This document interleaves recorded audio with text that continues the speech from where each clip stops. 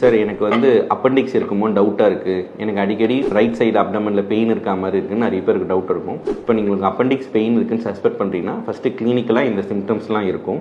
உங்களுக்கு முதல்ல வந்து பார்த்தீங்கன்னா ரைட் சைடு லோவர் அப்டமனில் ஆர்ஐஎஃப் ரீஜன் சொல்லுவோம், ரைட் இலியாக் ஃபோசான்னு சொல்லிட்டு அந்த இடத்துல ஒரு தாங்க முடியாத வலி இருக்கும், ஒரு டெண்டர்னஸ் இருக்கும். கையை வச்சு நம்ம அழுத்தும் போது நம்ம தாங்க முடியாத ஒரு வலி இருக்கும், கொமட்டல் இருக்கலாம், வாமிட்டிங் இருக்கும், சில பேருக்கு வந்து ஃபீவர் இருக்கும் அக்யூட் ஸ்டேஜில்.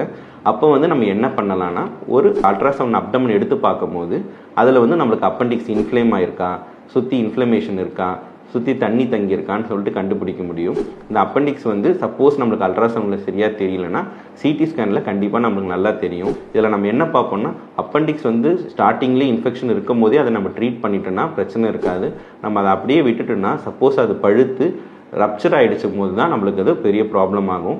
அதனால் சப்போஸ் உங்களுக்கு ரொம்ப ஹெவி பெயின் இருக்குது, நான் சொன்ன சிம்டம்ஸ்லாம் இருக்குன்னா ஒரு அல்ட்ராசவுண்ட் எடுத்து பார்த்துக்குங்க.